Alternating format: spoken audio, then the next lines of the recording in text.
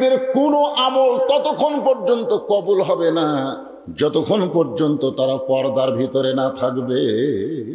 কোনো আমলও মেয়েদের কবুল হবে না যতক্ষণ পর্যন্ত তারা পর্দার মধ্যে না থাকবে। আপনারা বলেন, আমাদের মা বোনদের পর্দার ওয়াজ করার দরকার আছে না নাই? আমার মায়েরা যারা পর্দার অন্তরাল শোনেন, একটা মেয়ে মানুষ মারা গেলে কোন পুরুষ মানুষ তাকে ধরে কবরের মধ্যে নামাবার পারবে? ইমাম গাজ্জালিকে যখন মেয়েদেরকে পর্দা সম্পর্কে বলা হলো, উনি সরাসরি বললেন কবর, সরাসরি শব্দ বললেন কবর। ছাত্ররা বললেন, হুজুর মেয়েদের পর্দার কথা বলতে আপনি কবরের কথা কেন বললেন?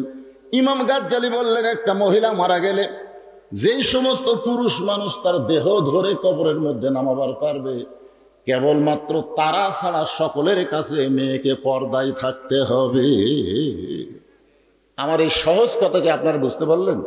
একটা মেয়ে মানুষ মারা গেলে তার লাশ ধরে যারা কবরের মধ্যে নামাবার পারবে, শুধু তাদেরকে ছাড়া যত পুরুষ আছে সকলের কাছে মেয়েদেরকে পর্দার মধ্যে থাকতে হবে। এখন আপনারা হিসাব করে বলেন তো, যে আপনার বউ যদি মরে যায়, বা আপনার মেয়ে যদি মারা যায়, বা আপনার মা যদি মারা যায়, কারা কারা লাশ ধরে কবরের মধ্যে নামাবার পারবে? কি খুব খেয়াল করা লাগবে, খুব খেয়াল। হ্যাঁ, যদি দুলা ভাই ধরবার চাই, দুলা ভাই, চাচাতো ভাই, খালাতো ভাই, ফুফাতো ভাই, মামাতো ভাই, আপনারা বলেন তো, যে কয়টা ভাই বলেন সবগুলো যদি বাদী হয়, তাহলে সেই ভাইয়েরা ঘরের মধ্যে ঢুকতে পারবে? ঢুকতেছে না, বাড়ির মধ্যে ঢুকতেছে না, কোন ঢুকতেছে না। আমার মায়েদের জন্য বলতেছে, মা শোনেন, আল্লাহ কোরআনে ওয়াকরনা ফি বুয়ুতিকুন্না ওয়ালা তাবাররুজনা তাবাররুজাল জাহিলিয়াতিল উলা, এই আয়াতের ব্যাখ্যা করতে গিয়ে বলেছেন, মেয়েদের কোনো আমল ততক্ষণ পর্যন্ত কবুল হবে না যতক্ষণ পর্যন্ত তারা পর্দার ভিতরে না থাকবে। কোনো আমলও মেয়েদের কবুল হবে না যতক্ষণ পর্যন্ত তারা পর্দার মধ্যে না থাকবে। আপনারা বলেন, আমাদের মা বোনদের পর্দার ওয়াজ করার দরকার আছে না নাই? পুরুষ মানুষের জন্য এক নম্বর হলো নামাজ। আমি এখানে আজকে মাগরিবের নামাজের পরে আইছি, যত বক্তা ওয়াজ করছে এ পর্যন্ত শুধু ওয়াজ করে গেছে, কিন্তু মা বোনেরা যে অনেকে এসেছে তাদের পক্ষে এক কথা ঠিক কিনা? আপনারা বলেন তো, এখনকার মায়েরা ছেলেদেরকে নষ্ট করার পিছনে এক নম্বর কারণ কি? এখনকার মায়েরা ছেলেদেরকে নষ্ট, সন্তানদেরকে নষ্ট করার এক নম্বর কারণ হলো সিজার। কি বলবো প্রসবের কথা, মা বিনে সেই ব্যথা কেউ তো বুঝিবে না, মাজন ঠেকিয়া সন্তানের দায়, অকালে মা মারা যায়, কেন সে মায়ের ভক্তি করবা না, এমন দরদি ভাবে কেউ হবে না আমার মা, মা গো। খুব খেয়াল করবেন, আমরা যারা পুরুষ মানুষ, আমাদের এক নম্বর আমল হচ্ছে নামাজ। নামাজ যদি আমরা না পড়ি, কোন আমল আল্লাহ আমাদের কবুল করবে না। আর নারীদের জন্য এক নম্বর নেক আমলের নাম হলো পর্দা। পর্দা নিশি নারী দরকার হলে সন্তান প্রসব করতে মরে যাবে, কিন্তু অপরিচিত ডাক্তারের কাছে সিজার করবি না। জোরে কোন কথা ঠিক কিনা? আমার গ্রাম সম্পর্কে ভাবি ছিল, আর স্বামী খুব সম্পদশালী, তুমি অত কষ্ট করতেছো, তোমাকে সিজার করাবো। বলে, আমাকে যে সিজার করবি সে মরদ মানুষ না মেয়ে মানুষ? তার কোনো গ্যারান্টি নেই। তা আমার পেটে সন্তান ধারণ করছি পর্দার ভিতরে, আর এটি এখন সিজার করবার যে আমার পেট লাইনে ছেড়ে সেই পেট কেটে বাচ্চা বার করবি, আর সেই বাচ্চা দুনিয়াতে ভালো হবে? ওই মোবাইল ছাড়া ভাত খাবি না, মোবাইল ছাড়া কান্না বন্ধ হবি না, দরকার হলে যত কষ্ট মরে যাবো, কিন্তু আমি নর্মালে বাচ্চা নিব, আমি সিজার করাবো না। করাইনি, 2-3 দিন কষ্টের পরে বাচ্চা হয়ে গেছে। আল্লাহ রাসূল ফাতেমাকে ডাকলেন, ডেকে বললেন, ফাতেমা, কখনো কি তোমার মনে হয় যে তোমার বাবা আল্লাহর নবী বলে তুমি জান্নাতে যাবে? এরকম কি কখনো তোমার মনে হয়? এই খুব মনোযোগ দিয়ে শুনুন। ফাতেমা বলতেছে, বাবা আপনি কি খান? আমার বাবা শুধু নবী না, আমার বাবা হলো ইমামুল আম্বিয়া, ইমামুল মুরসালিন। এত বড় নবীর মেয়ে হয়ে আল্লাহ আমাকে জান্নাত দিবে না? আল্লাহ রাসূল ফাতেমার হাতে একটা চুমা দিয়ে বললেন, মা তুমি বড় ভুল মনে করেছো। বিশ্ব নবীর মেয়ে হলে আল্লাহ তোমাকে জান্নাত দিবে না। জান্নাতে যাইতে গেলে তোমাকে আমল করে জান্নাতে যাইতে হবে, আমল করে জান্নাতে যাইতে হবে। এখন ফাতেমা বলতেছে, বাবা কি আমল করলে আল্লাহ পাক জান্নাত দিবে?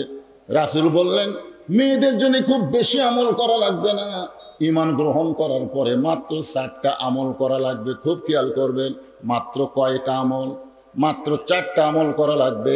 1 নম্বর আমল হলো পর্দা, 2 নম্বর আমল হলো নামাজ, 3 নম্বর আমল হলো রমজান মাসের রোজা, আর 4 নম্বর আমল হলো স্বামীর কথা মতো চলা, স্বামীর চাওয়া মতো খেদমত করা। খুব খেয়াল করবেন, এই 4 নম্বরের ব্যাখ্যায় বলা হয়েছে, স্বামী যখন খেদমত চাবে, বউ ইচ্ছা করে স্বামী খেদমত করা যাবে না। স্বামী যদি খেদমত চাই, দেখো তো আমার চুলকাচ্ছে, চুলকে দেওয়া লাগবে, দেখো তো আমার মাথা বিষাচ্ছে, টিপে দেওয়া লাগবে। স্বামী খেদমত চাইলে স্বামীর খেদমত করা যাবে, তবে ইচ্ছা করে স্বামীর খেদমত করা যাবে না। কেন? অতি ভক্তি, জোরে কেন? অতি ভক্তি। যদি কোনোদিন দেখেন বউ আপনাকে ইচ্ছা করে পাও টিপতেছে, ইচ্ছা করে বাতাস করতেছে, ইচ্ছা করে কপাল টিপতেছে, আপনি বুঝবেন সেই দিন আপনার বউ আপনাকে একটা অন্যায় প্রস্তাব দিবে। খালি আমার কথাটা মুখস্থ থন।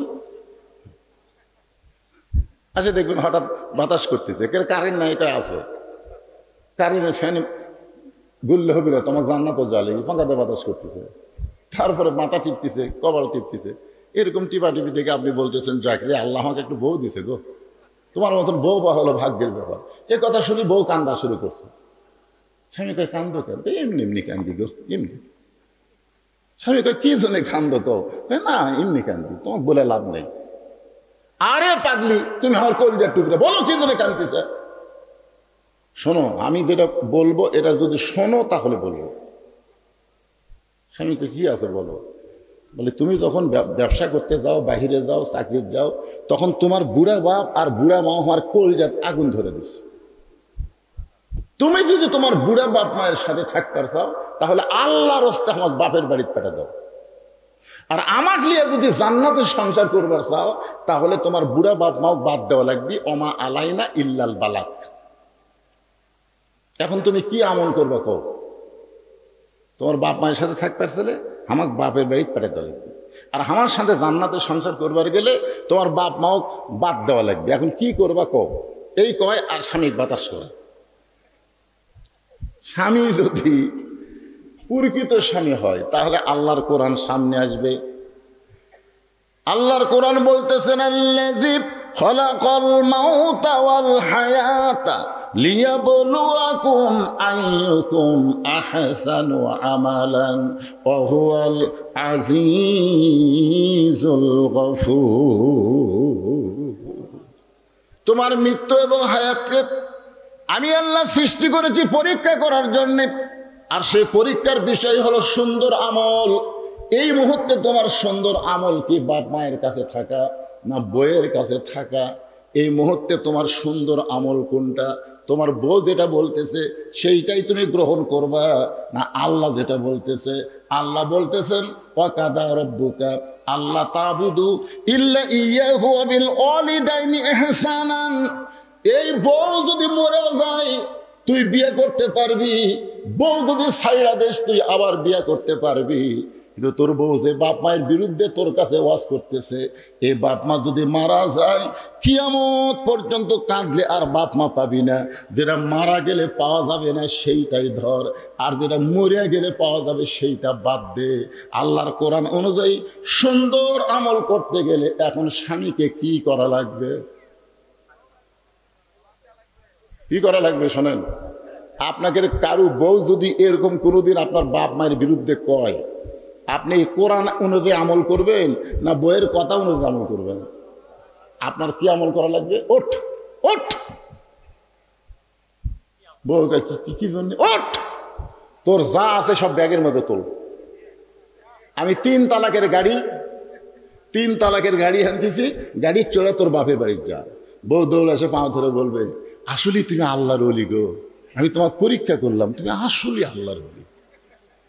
এই জন্য মা বোনদের জন্য বলবো, মা খেদমতের নামে স্বামীর কাছে শ্বশুর শাশুড়ির বিরুদ্ধে কোনো কথা বলবো না, কারণ প্রত্যেকটা ছেলে তার বাপ মাকে সবচাইতে বেশি ভালোবাসে। জোরে কোনো কথা ঠিক কথা বলেন না কেন? মায়ের পায়ের তলে সন্তানের জান্নাত, আর বাপের মুখের দিকে তাকাইলে কবুল হজের সওয়াব। এটা হলো 4 নম্বরের ওয়াজ করলাম। আর 1 নম্বর হলো পর্দা। মেয়েদের 1 নম্বর হলো পর্দা, আর পুরুষ মানুষের 1 নম্বর হলো নামাজ। নামাজের কিছু ওয়াজ আপনাদের শুনাইছি, ঠিক কিনা বলেন?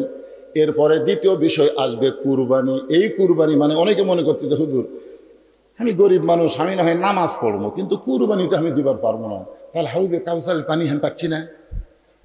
না না, অনেকে কিন্তু এরকম চিন্তা করে। এক জায়গাতে আমি বলতেছি, নামাজ আর কুরবানি এই 2টা আমল যারা করতে পারবে তারাই পান করবে কিয়ামতের দিন হাউজে কাউসারের পানি। তো না, গরিব এটা বলতেছে, হুজুর তাহলে আমি যে কুরবানি দিবার পারি না, তাহলে আমার খবর কি? আমি বললাম, পাগলা, এটা এই কুরবানি নয় রে, এটা যে কোন কুরবানি, সেই কুরবানি বাংলাদেশের মুসলমানের সামনে আসতেছে। সেই কুরবানির উপর একটা গান গায়া আমি আবার পর্দার উপরে যাব। আপনারা তো বিরক্ত হচ্ছেন না? একটা ছোট্ট একটা গান গাই, দেখেন তো কুরবানি বুঝা পারেন কিনা। ইমানের দাবি যদি কুরবানি হয়, সেই দাবি ঘরে বসে থাকা নয়।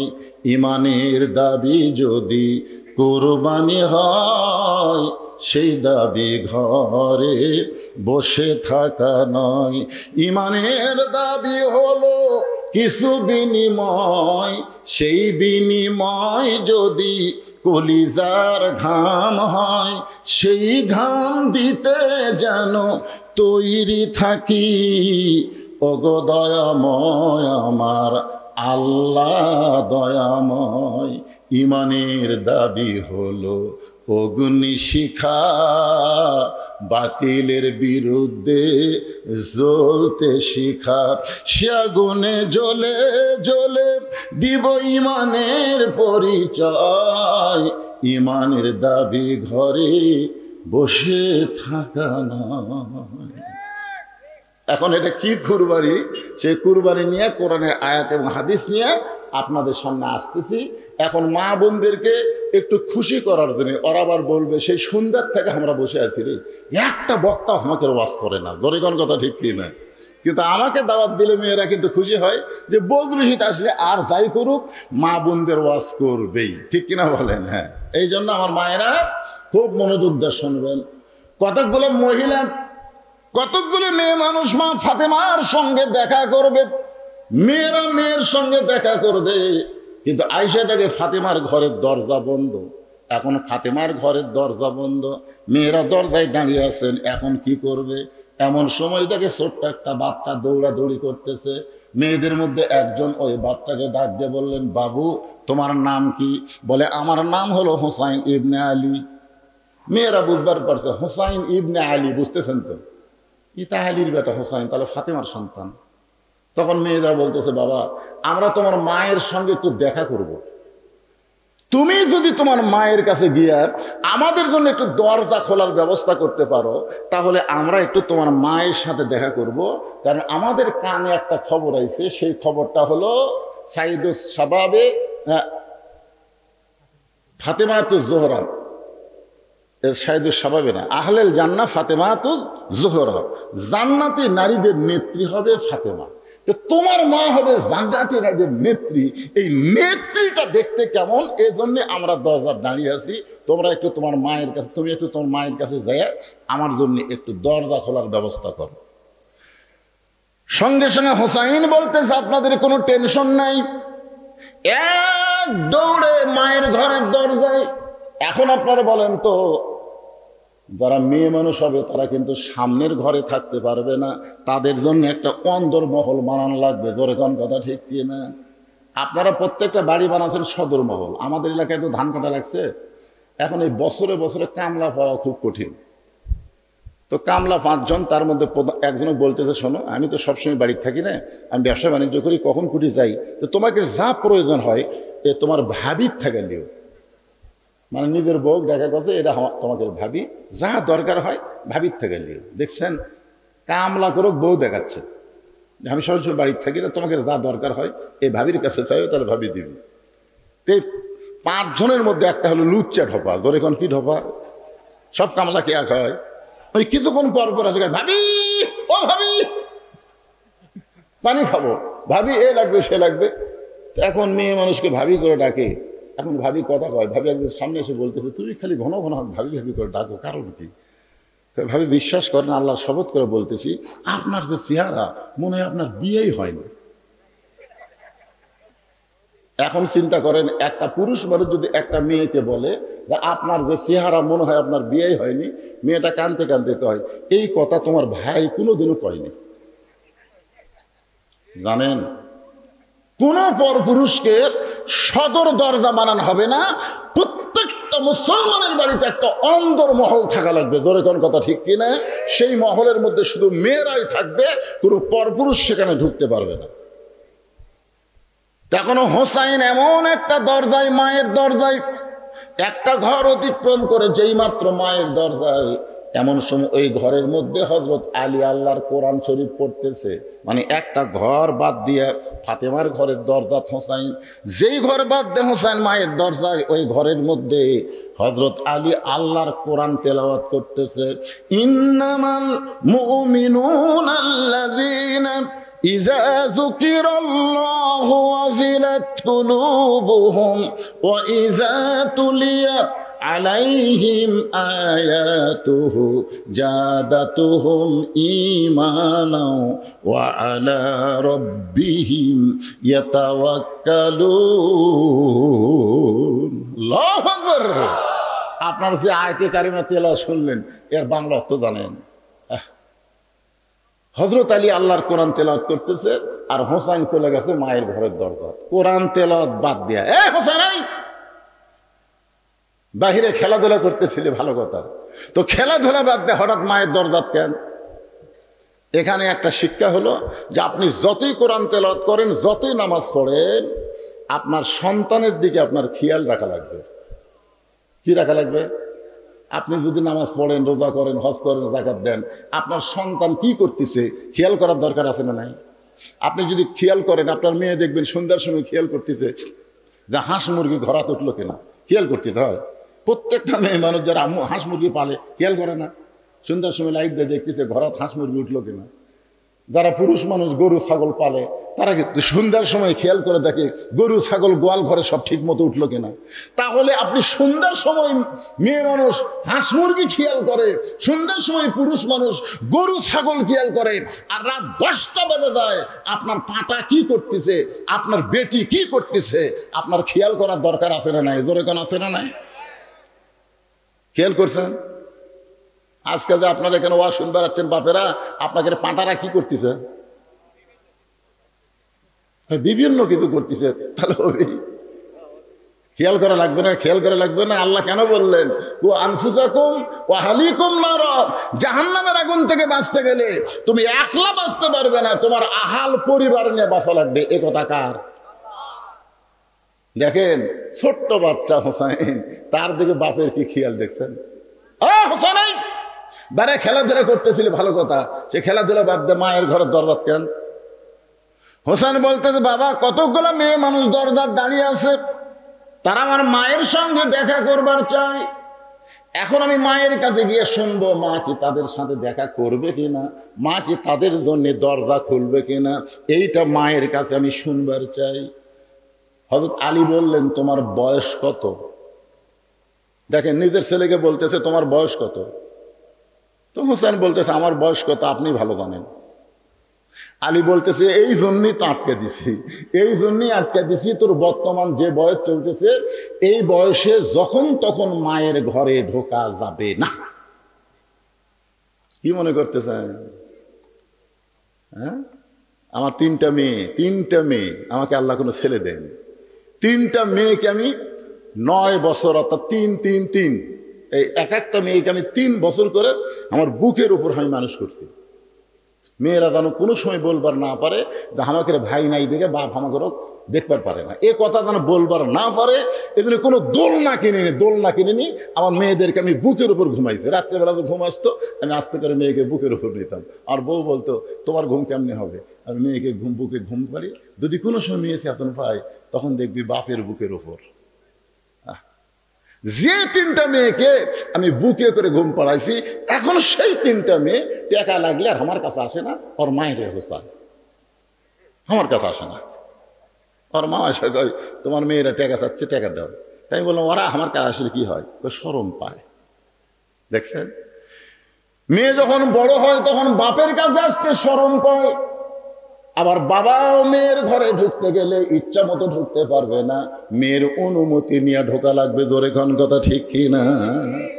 আবার ছেলে যখন বড় হয় মায়ের ঘরে ইচ্ছা মতো ঢুকতে পারবে না, ঢুকতে গেলে অনুমতি লাগবে। হযরত আলী বলতেছেন হোসাইন এখন তোমার যে বয়স হয়েছে, এই বয়সে তুমি দৌড়ে গিয়ে দরজা খুলে মায়ের ঘরে ঢুকতে পারবা না। মায়ের ঘরে ঢুকতে গেলে তোমাকে বলতে হবে মা আমি হোসাইন একটু ঢুকবার চাই। মা যদি বলে 5 মিনিট পরে ঢোক, তাহলে 5 মিনিট পরে ঢোকা লাগবে, যখন তখন ঢোকা যাবে। কারণ ঘরের মধ্যে মেয়ে মানুষ, রাস্তাতে মেয়ে মানুষ যেরকম থাকে, আর গরমের দিনে ঘরের মধ্যে মেয়ে মানুষ হয়তো কাপড় চোপড় খুলে বসে আছে, আর হঠাৎ বাচ্চা যদি ঘরে যায় আর বাচ্চা যদি বুঝবার পারে তাহলে মাও কিন্তু শরম পায়। জোরে কোন পায় কি পায় না? মেয়ে হলে শরম কম পাবে, কিন্তু ছেলে হলে শরম বেশি পায়। দেখবেন মা মেয়ে একসাথে গোসল করে কি করে না, কথা কন অনেক জায়গাত করে, কিন্তু ছেলে দেখে মা শরম বেশি পায়, আর মেয়ে দেখলে বাবা শরম বেশি পায়। আলী বলতেছেন হুসাইন এখন তোমার যে বয়স হয়েছে, এই বয়সে যখন তখন তুমি মায়ের ঘরে ঢুকতে পারবে না, তুমি একটু আমার কাছে আসো। যেই হুসাইন হযরত আলীর কাছে, হযরত আলী বলতেছেন এই ধর, আমার দিকে খেয়াল করেন। হুসাইন যে কাছে আইছে হযরত আলী বলতেছেন ধর। কি ধর? কথা কয় না। এখন 4.5 বছর বয়স, সেই বাচ্চাকে হযরত আলী বলতেছেন ধর, আর হুসাইন বলতেছেন দেন দেন। আলীর চোখে মুচকি মুচকি হাসি, সুবহানাল্লাহ বলেন। হ্যাঁ, কারণ উমর ফারুক একদিন বললেন ইয়া রাসূলুল্লাহ আপনার পিছনে আমরা জোহরের নামাজ আদায় করতেছি, প্রথম রাকাতের প্রথম সেজদা 3 বার সুবহান রাব্বিল আলা ঠিকই হলো, কিন্তু দ্বিতীয় সেজদা যে 100 বারের বেশি সুবহান রাব্বিল আলা বলি, আপনি সেজদা থেকে মাথা তোলেন না। প্রথম সেজদার দ্বিতীয় সেজদা এত লম্বা হলো, দ্বিতীয় রাকাত ঠিকই আছে, তৃতীয় রাকাত ঠিকই আছে, চতুর্থ রাকাত ঠিকই আছে, কিন্তু আমার বিনয়ের সাথে জানতে চাই প্রথম রাকাতের দ্বিতীয় সেজদা এত লম্বা হলো কেন? আল্লাহ রাসূল বললেন ওমর আমরা যখন নামাজের সেজদায় ছিলাম এমন সময় এক পবিত্র এসে আমার পিঠে চড়েছে। সুবহানাল্লাহ বলেন। এমন সময় এক পবিত্র এসে আমার পিঠে চড়েছে, সেই পবিত্রের নাম হলো হোসাইন। যতক্ষণ আমার পিঠে বসেছিল আমি নামাজ পড়া অবস্থায় হোসাইনকে পিঠ থেকে নামাবার চাইলাম, কিন্তু নামাজের মালিক আল্লাহ বললেন হাবিব হোসাইন যতক্ষণ আপনার পিঠে চড়ে বসে থাকবে আপনি ততক্ষণ সেজদা থেকে মাথা তুলবেন না, এমনকি ওকে পিঠ থেকে নামাবারও পারবেন না। রাসূল কিন্তু হোসাইন বলে নাই, রাসূল বলেছেন একজন পবিত্র। তার মানে বোঝা গেল ফাতেমার 2টা সন্তান হাসান হোসাইন এরা জন্মসূত্রে পবিত্র হয়ে জন্মগ্রহণ করেছে। যেই বললেন হযরত আলী ধর, সঙ্গে সঙ্গে হোসেন বলতেছেন দেন। হোসেনের হাতে আল্লাহর কোরআন শরীফ দিয়ে হযরত আলী ফাতেমার ঘরের মধ্যে ঢুকতেছেন। রে মায়েরা যারা পর্দায় আছেন একটু মনোযোগ দিয়ে শোনেন। বাবা যদি মেয়ে যদি বড় হয় বাবা ঢুকতে অনুমতি লাগবে, আবার যদি ছেলে বড় হয় মায়ের ঘরে ঢুকতে কি লাগবে? কথা কন কি ঢুকবে? কিন্তু স্বামী যদি বইয়ের ঘরে ঢোকে অনুমতি লাগবে? কেন লাগবে না? কোন একটা দলিল দেন।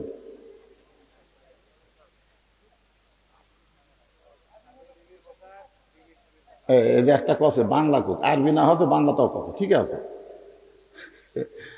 দেখছেন ওই প্রতিদিন এই ভিডিও করবার যায় ওর ওয়াজ মুখস্থ হয়ে গেছে।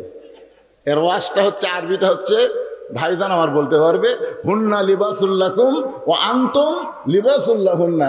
স্বামী হলো বিবির পোশাক, বিবি হলো স্বামীর পোশাক। আচ্ছা মনে করেন এক ঘরের মধ্যে স্বামী স্ত্রী ছাড়া আর কেউ নেই, যদি দরজা জানলা বন্ধ করে স্বামী স্ত্রী ন্যাংটা হয়ে শুয়ে থাকে, পাপ হবে? কথা কন না কেন? পাপ হবে? কোনো পাপ নাই। একই কম্বলের মধ্যে দুই স্বামী স্ত্রী ঘুম পারবি, কোনো পাপ নাই। তাহলে বোঝা গেল মেয়ে বড় হলে বাবা ঢুকতে অনুমতি লাগবে, ছেলে বড় হলে মায়ের ঘরে ঢুকতে অনুমতি লাগবে, কিন্তু স্বামী স্ত্রীর ঘরে ঢুকতে কোনো অনুমতি লাগবে না। এখনো হযরত আলী ফাতেমার ঘরের মধ্যে গিয়ে দরজা খুলেছে, যেই মাত্র দরজা খুলেছে তাকায় দেখে ফাতেমা বাম হাতে জাতা ঘুরাই আর ডান হাতে আল্লাহর কোরআন তেলাওয়াত করতেছে। ডান হাতের মধ্যে কোরআন শরীফ নিয়ে তেলাওয়াত করতেছে আর বাম হাতে জাঁতা ঘুরাইতেছে। জাঁতা বোঝেন আপনারা? আগের যুগে তো মিশিং ছিল না, আমরা ছোটবেলায় দেখছি ঢিকি। ঢিকি, আপনার ঢিকি দেখছেন? আমার বয়সে কারেন্ট আসলো, আমার আগে কারেন্ট ছিল না। তখন ঢিকি রে ভাই প্রত্যেকটা বাড়িতে খালি ক্যারুর কুরুর ক্যারুর কুরুর ঢাস ঢাস ঢাস, একটা গেরার মধ্যে একটা আলাদা শান্তি। এটা ফ্যান লাগতো না। কঠিন গরমের মধ্যে আমরা গাছের ছায় ঘুম পাড়তাম, চোর ডাকাতের কোনো ভয় ছিল না। জোরে কথা কন না কেন ভাই? যান কি দিন ছিল রে। আর ঢিকির চাউলের ভাত আর পান্তা যা মজা ভাই। তার আগে ছিল জাঁতা। তার আগে কি ছিল? ফাতেমা বাম হাতে জাঁতা ঘুরাই আর ডান হাতে আল্লাহর কোরআন তেলাওয়াত করতেছে। একই মানুষ বাম হাতে জাঁতা ঘুরাই, ডান হাতে আল্লাহর কোরআন তেলাওয়াত করে। এ দৃশ্য দেখার সঙ্গে সঙ্গে হযরত আলী রব্বানা পড়েন, রব্বানা আতিনা ফিদ দুনিয়া হাসানাতাও ওয়া ফিল আখিরাতি হাসানা ওয়া কিনা আযাবান্নার। এটা মুখ ফসকা বার হয়ে গেছে। কি বার হয়েছে? এই আয়াতের মধ্যে কি আছে? যার দুনিয়া সুন্দর তার আখিরাতও। যার দুনিয়া সুন্দর, ফাতেমা কিন্তু দুই হাতে কি করতেছে? এটা কি? এটা হলো দুনিয়া, আর এটা কি? আখিরাত। কোরআন শরীফ কি দুনিয়া না আখিরাত? আখিরাত। তাহলে কি চলতেছে? আতিনা ফিদ দুনিয়া হাসানা ওয়া ফিল আখিরাতি হাসানা। যাই 5 ওয়াক্ত নামাজ পড়ে, জমির ধান আবাদ করে, তার কি মনে করতেছেন ওই ধান আবাদ করা কি খারাপ?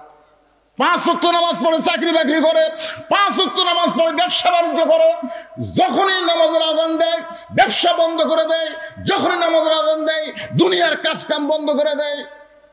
এখন জুম্মার দিনে মুসল্লি কম কেন? মুসল্লি কম কেন? যে হারে ধান কাটা লাগছে হুজুর, ধান কাটা লাগলে মুসল্লি কমবি কেন?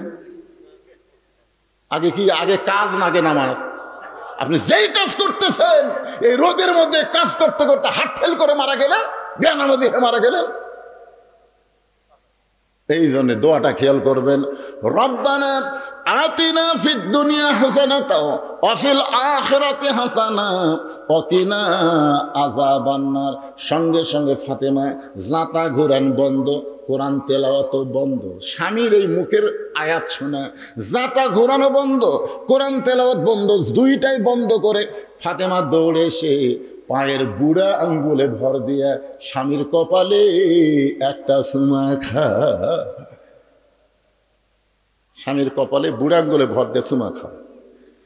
হালি বলতেছেন, ফাতেমা তুমি জাঁতা ঘুরাচ্ছিলে, কোরআন শরীফ তেলাওয়াত করতেছিলে, আর আমি ঘরের দরজাত আসার সাথে সাথে তুমি সব কাজ কাম বন্ধ করে দিয়ে আমার কপালে চুমা দিলে, কারণ কি? ফাতেমা বলতেছে, আপনি জানেন না, স্বামী যখন ঘরত আসবে তখন বিবির সমস্ত কাজ কাম হারাম, একটাই মাত্র কাজ হচ্ছে স্বামীকে খুশি করা। আপনাদের পক্ষে ওয়াজ হচ্ছে, অথচ আপনারা সুবহানাল্লাহ করছেন না। আচ্ছা, স্বামী যখন ঘরত আসবে তখন বিবির 1 নম্বর কাজ কি? সাইয়্যিদাতুন নিসায়ে আহলিল জান্নাহ ফাতেমাতুজ জাহরা, যিনি জান্নাতি নারীদের নেত্রী হবে, তিনিই বলতেছেন স্বামী যখন ঘরে আসবে বিবির সমস্ত কাজ কাম হারাম, 1 নম্বর কাজ হলো স্বামীকে খুশি করা। আর আমাদের গুলাক যদি আমরা বাড়ির যা ডাকি, রহিমা, কথা কয় না, গো রহিমা, কথা কয় না। সোনার চান রহিমা, কি এত ডাকেন কেন? আমার কাম নেই? ওরে বাবা রে, স্বামী ডাকতিছে আর ওই কয় আমার কাম নেই। আর ফাতেমা বলতে সমস্ত কাজ কাম হারাম। এমনকি নফল নামাজ যদি মেয়েরা পড়ে আর স্বামী যদি ডাক দেয়, নামাজ বাদ দেয়, স্বামীর ডাকের উত্তর দেওয়া লাগবে, নামাজ বাদ দেয়। কোন মেয়ে যদি নফল রোজা রাখে, বউ স্বামী যদি দুপুরবেলা খায় গোসল করার আগে একটু খেলাধুলা করবো আসো, এখন মাঘ মাস রাতে খুব ঠান্ডা গো, বউ যদি নফল রোজা থাকে সাথে সাথে রোজা ভাঙ্গে স্বামীকে না আমি রোজা আছি। কি শুধুমাত্র ফরজ নামাজ যখন আদায় করবে, ফরজ রোজা যখন করবে, তখন স্বামী এরকম অন্যায় প্রস্তাব যদি দেয়, তখন স্ত্রী জোড়হাত করে বলবে আমার কাছে আগে আল্লাহ তারপরে স্বামী। রাসূল বলেছেন আল্লাহর পরে কাউকে যদি সেজদা দেওয়ার হুকুম থাকতো তাহলে প্রত্যেকটা বউকে বলতাম স্বামীর পায়ে সেজদা করো, আপনি হচ্ছেন স্বামী, আগে আল্লাহ। আল্লাহর ফরজ বাদ দিয়ে আপনার ডাকে সাড়া দেওয়া যাবে না, সালাম ফিরানোর পরে উত্তর দেওয়া লাগবে, ইফতার করার পরে কাম করা লাগবে। কথা কি আমার বুঝতে পারতেছেন? হ্যাঁ।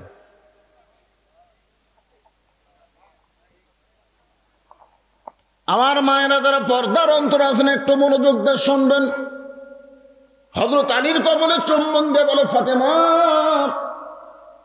তুমি তোমার স্বামীকে খুশি করেছো, কিন্তু আমি তোমাকে একটা কথা বলতে চাই, তুমি জাতা ঘুরান বাদ দিলে ভালো কথা, কিন্তু আল্লাহর কোরআন তেলাওয়াত বাদ দিলে।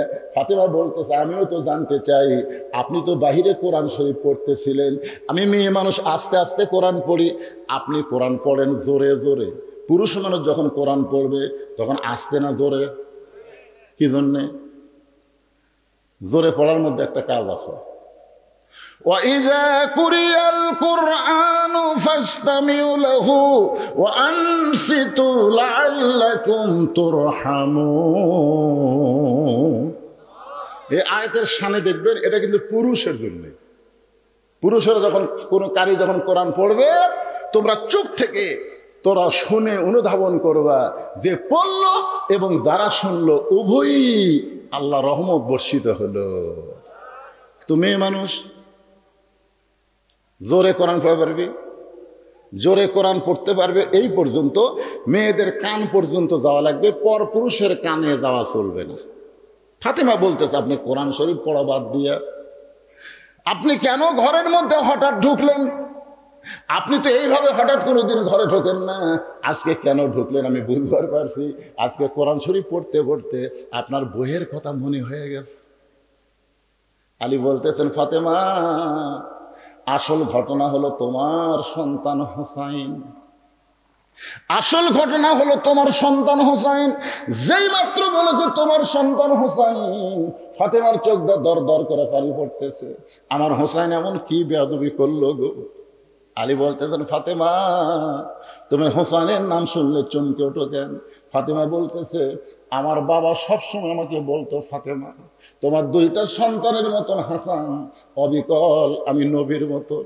হাসান কোনোদিন দুষ্টামি করবে না, হাসান কোনোদিন জেদ করবে না, কারণ হাসান অবিকল আমি নবীর মতন।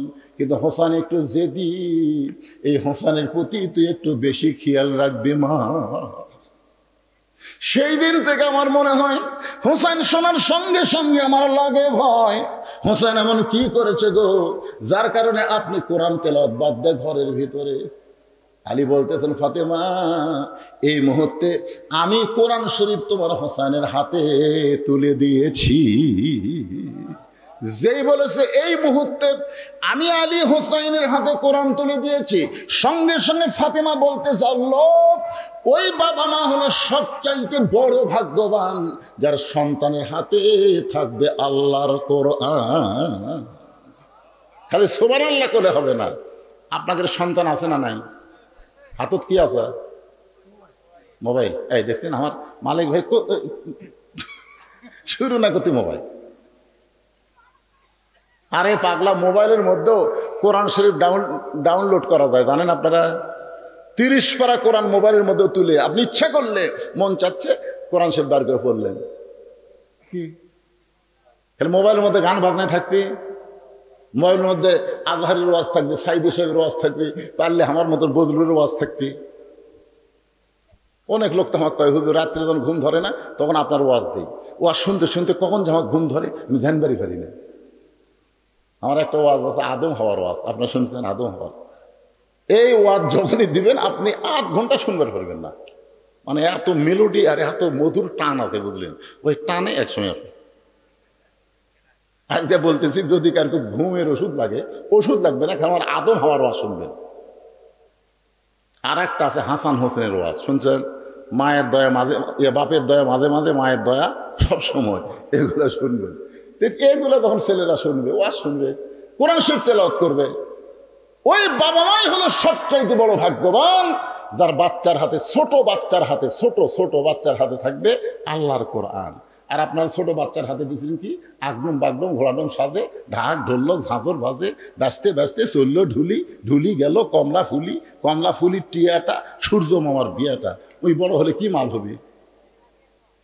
কন এই যে এতক্ষণ জেলে পড়লো, এর মধ্যে কি একটা কথা সত্যি আছে? কথা কন রে ভাই, সত্যি আছে? আইরাই টিয়ে নাই ভরা দিয়ে, না হলে গেল বল মাছে, তাই না দেখা ভোদর নাচে। শোনেন, যদি আপনার ছেলে বড় হয়ে যায়, এখন আপনার নাতিক দেন, মাদ্রাসার দেন, মাদ্রাসা নুরানি শিক্ষা আছে, জানেন আপনি? মাদ্রাসায় নুরানি শিক্ষা আছে, ক্লাস 3 পর্যন্ত নুরানি পর্যন্ত পড়বে। কোন প্রাইমারির 5 পাশের কোন ছেলে যদি ওর সাথে পারে, আমি ওয়াজ বন্ধ করে দেবো। খালি নুরানি মাদ্রাসা দেবেন কে ভাই? কথা ঠিক? আমার নুরানি মাদ্রাসা আছে, ওর কবির আরবি লিখতেছে 1 নম্বর, বাংলা লেখ 1 নম্বর, ইংরেজি লেখ মানে ছাপে দিল। কি কয় হুজুর? উপবৃত্তি এই প্রাইমারির কয়টাকে উপবৃত্তির জন্য বেটা খাড়া হয়ে পেশাব করাচ্ছে। পেশাব দিয়ে আমার এলাকার এক ক্লাস 2 এর ছাত্র পেশাব দিয়ে 40 লিখছে। আমি অনেক মাহফিলে বলি কিয়ামতের লক্ষণ। একের খাড়া হয়ে থাকে, যন্ত্রতে পেশাব করতেছে, আগে লিখছে 4, পরে দিচ্ছে 0। আমি জীবনে দেখে চিন্তা করলাম এইটা কোন যুগ রে, পেশাব দিয়ে লেখা। আমি যেই বলছি কে রে মারছে তো, আমি দৌড়ে সামনে বললো কি করলি? চাচা দোয়া করেন, 100 পর্যন্ত লেখার নিয়ত আছে। দেখছেন শালা আমার কাছে কি দোয়া চায়? 100 পর্যন্তই লিখবি, আজকে পেশাব কম দেখে 40 লিখছে। এ কোন ক্লাসে পড়িস রে? ক্লাস 2 বলিস চাচা, তো কেমনে পেশাব করা লাগে তুই জানিস না? তোর স্যার তোকে শিখায়নি? বসে থেকে পেশাব করবি। তোর চাচা যে কি কয়, প্রাইমারি পেশাবখানা যায় দেখে আমার স্যারই খাড়া হয়ে পেশাব করে, ওর স্যারই খাড়া হয়ে মারে, তুই বসবি? চিন্তা করে দেখেন। ফাতেমা বলতেছে ওই বাবা মা হলো সবচাইতে বড় ভাগ্যবান, যার হাতের মধ্যে থাকবে আল্লাহর কোরআন। কারণ যেই বাচ্চার হাতে কোরআন দেবেন, লা ইয়ামাসসুহু ইল্লাল মুতাহহারুন, ততক্ষণ পর্যন্ত স্পর্শ করতে পারবে না যতক্ষণ পর্যন্ত পবিত্র না হবে। আর ছোটবেলা থেকে সন্তানকে পবিত্র হওয়ার শিক্ষা দিলে 7 বছর থেকে তালিম দেবেন, 10 বছর থেকে নামাজ ধরাবেন, ও কোনোদিন বেনামাজি হবে না। এখন বলতেছে স্বামী গো, তাহলে আপনি হোসেনের হাতে কোরআন দেয়া ঘরের মধ্যে কারণ? বলে দরজায় কতগুলো মেয়ে মানুষ আছে, সেই মেয়েরা তোমার সঙ্গে দেখা করতে চায়। তুমি যে সাইদাতুন নিসাই আহলুল জান্নাহ, তুমি যে জান্নাতি নারীদের নেত্রী, ওই মেয়েরা একটু তোমার সঙ্গে দেখা করতে চাই। তুমি যদি হুকুম দাও তাহলে দরজা খুলে দেওয়া হবে, আর দরজা খুলে দিলি মেয়েরা তোমার সঙ্গে একটু দেখা করবে গো। তুমি কি দরজা খোলার হুকুম দাও? ফাতেমা বলে স্বামী গো, আপনি যখন বলেছেন আমার কোনো আপত্তি নাই, তাহলে মেয়েরা যখন আমার সঙ্গে দেখা করতে চায় আপনাকে কষ্ট করে পর্দার ব্যবস্থা করা লাগবে। যেই বলেছে আপনাকে কষ্ট করে পর্দার ব্যবস্থা করা লাগবে, আলী মুসকি মুসকি হাসে আর বলে ফাতেমা, মেয়েরা মেয়ের সঙ্গে দেখা করতে গেলে পর্দার কোনো ব্যবস্থা লাগে না। কারণ আপনাদের এলাকায় যেখানে মেয়েদের বসার ব্যবস্থা করছেন, সেখানে কি এক এক মেয়ের জন্য ভিন্ন ভিন্ন না, সব এক জায়গায়?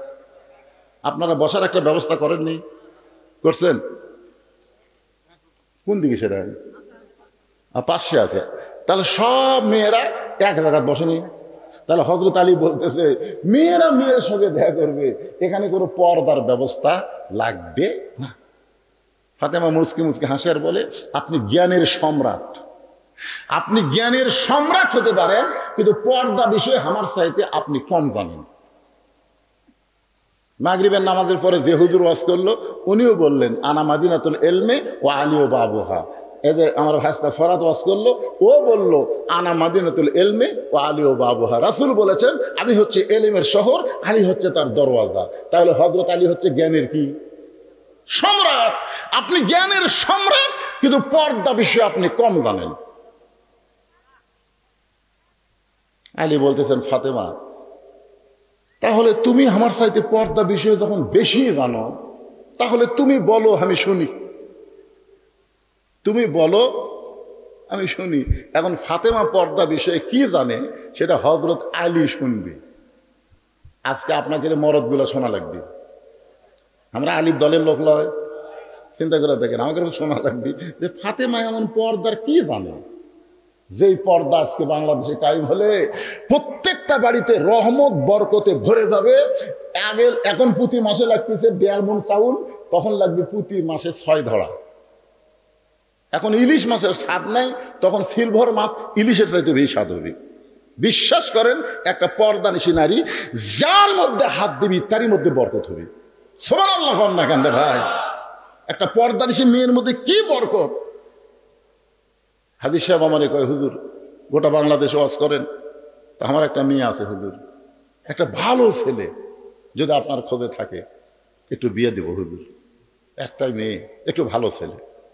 আমি একটা ছেলে পেলাম, যেই ছেলে 10 বছর থেকে এখন পর্যন্ত 1 ওয়াক্ত নামাজ কাজা করেনি, যেই ছেলে দাড়ি ওঠার পরে কোনোদিন ফুট ঠেকায়নি, যেই ছেলে মোজ কোনোদিন বড় হবার দেয়নি, যেই ছেলে কোনোদিনও মানে ওই শার্ট প্যান্ট পরেনি, পায়জামা জুব্বা, যেই ছেলে বর্তমানে 3টা চাকরি করতেছে। একটা হচ্ছে মাদ্রাসার মুহতামিম, মাদ্রাসার কি মুহতামিম, একটা হচ্ছে 5 ওয়াক্ত মসজিদের ইমাম, আর একটা হলো দূরের মসজিদের খতিব। 3টা চাকরি করতেছে। সেই ছেলের কাছে খবর নিয়ে হাজী সাহেবের কাছে গেলাম, হাজী সাহেব আপনি একটা ভালো ছেলে চাইছিলেন, আলহামদুলিল্লাহ বলেন। আল্লাহ মিলাই দিচ্ছে হাজী সাহেব। তাই সাহেব আলহামদুলিল্লাহ কয় না, কিন্তু আগে আপনি ছেলের খবর দেন, তারপর আলহামদুলিল্লাহ করেন। শোনেন, ছেলে হচ্ছে কোরআনের হাফেজ, আবার দাওরা পাস, আবার ইফতা পাস, মুফতি। 3টা চাকরি করে। একটা হলো মসজিদের পেশিমাম, 5 ওয়াক্ত নামাজ পড়ায়, আর এক মসজিদের খতিব, আর মাদ্রাসার মুহতামিম। আমাকে কয় হুজুর এতগুলো আমি বুঝি না, সব মিলে বেতন কত? আমি কইলাম আপনি বললেন ভালো ছেলের কথা, ভালো ছেলের কথা যখন আপনি বললেন, তো বেতনের কথা শুনবার চান, তো বেতন শোনা লাগবে না? আমার মেয়ে ঘন পানি ছেলে তো মনে কি? তখন আমি ছেলে মোবাইল করলাম, কে রে বাবা তোর 3টা মিলা বেতন কত? শুধু 3টা মিলা 14,000। তখন হাই হিসাব করছে, 3 চাকরি করে 14,000 পায়। হুজুর আমি আপনাকে ভালো ছেলে খুঁজবার কসম, কিন্তু এইরকম আমার কাছে একটা ছেলের খবর আছে, হুজুর গতকাল ঘটক দিছে প্রাইমারির হেডমাস্টার, মাস গেলে 50,000। তাই 50,000 বাদ দিয়ে 14,000 দেব। তা আমি বললাম আপনি ভালো ছেলের কথা বলছিলেন, ভালো ছেলে মানে যে ঘরে আমার মেয়ে সুখে থাকবে সেটাই হচ্ছে ভালো ছেলে। আমি তখন হাজি সাহেবকে একটা ওয়াজ করে বুঝালাম, হাজি সাহেব শোনেন, একটা ওয়াজ করি যে আপনার ওই হাফেজ সাহেব হুজুরের সাথে মেয়ে বিয়ে দিলেন, মনে করেন বুঝাচ্ছি, বিয়ে দিলেন। একদিন সকালবেলা আপনার মেয়ে বলতেছে আমার শরীর খুব ভারী লাগতেছে গো, আজকে শরীর ভালো লাগতেছে না, ম্যাশ ম্যাশ করতেছে। তোর হাফেজ সাহেব কী করবে জানেন? বলবে 1 গ্লাস পানি নিয়ে আয়, যা। 1 গ্লাস পানি নিয়ে যাচ্ছে, সূরা ফাতিহা আর আয়াতুল কুরসি পড়া, বউ এই পানি খাচ্ছে 3 ঢোকে। খাওয়ার পরে বলতে শরীর খবর কি? আলহামদুলিল্লাহ পাতলা হয়ে গেছে বাতাসের মতন। আমি হাই সাহেবকে বললাম, বলেন তো কয় টাকা লাগলো? তো 1 টাকাও লাগলো না। মনে করেন আপনার মেয়ের বিয়ে হচ্ছে প্রাইমারি মাস্টারের সাথে। সকালবেলা যদি বলে স্বামী তো আমার শরীর ভারী লাগতেছে, লড়বার পারতেছি না, তো প্রাইমারি মাস্টার কি বলবে? গিলাস আন। ওই মোবাইল ধরে মোবাইল নিয়ে আসো, মোবাইলটা নিয়ে আসো, মোবাইল নিয়ে আসো। ডাক্তার সাহেব আমার স্ত্রী হঠাৎ রাতের বেলা এরকম শরীর ব্যথা করতেছে, গোটা শরীর পাথরের মতন ভারী, এখন তাড়াতাড়ি নিয়ে আসেন।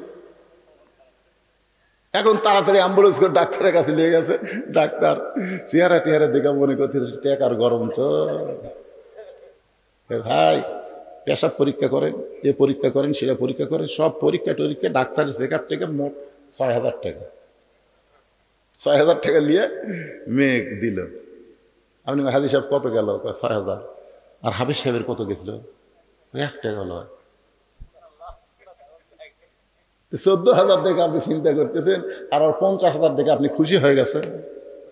এই প্রাইমারি মাস্টার ইলিশ মাছ কিনবে, বইয়ের হাতে দিবে যে বাজারত কেউ কিনবার পারে না, আমি কিনছি রে, যাও পাক করো।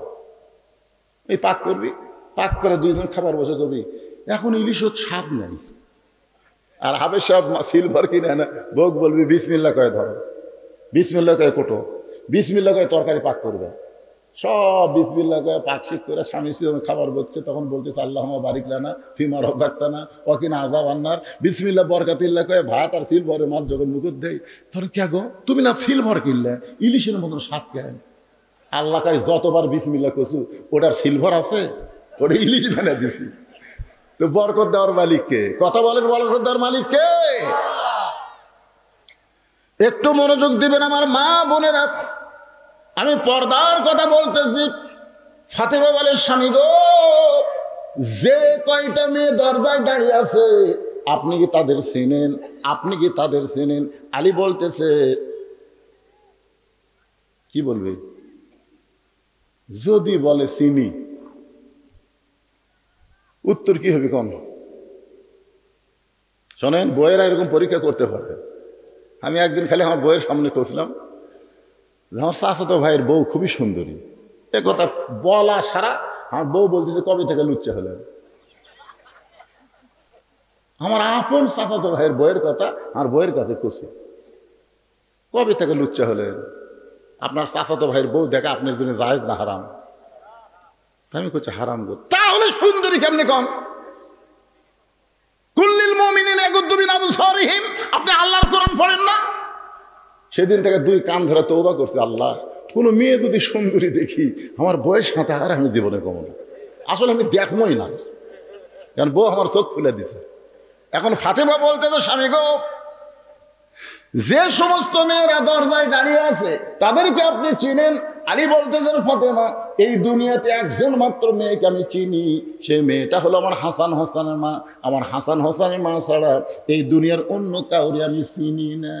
ফাতেমা বলে, স্বামী গো, তাহলে মনে রাখেন, যে কয়টা মেয়ে দরজায় দাঁড়িয়ে আছে তাদের মধ্যে সমস্ত মেয়েরাই হলো ভালো, সমস্ত মেয়েরাই হলো ভালো। কিন্তু একটা মেয়ে যদি বেপরদা হয়, যে কয়টা মেয়ে দরজায় দাঁড়িয়ে আছে সব মেয়ে কি? সব মেয়ে ভালো, ধরে করে সব মেয়ে কি? একটা মেয়ে। আপনাকে এই গ্রামের মধ্যে সমস্ত মেয়েরাই ভালো, কিন্তু একটা মেয়ে যদি বেপরদা হয়, ওই একটা মেয়ের দ্বারা গোটা গ্রামের যুবক নষ্ট হবে। জোরে কোন কথা ঠিক কিনা?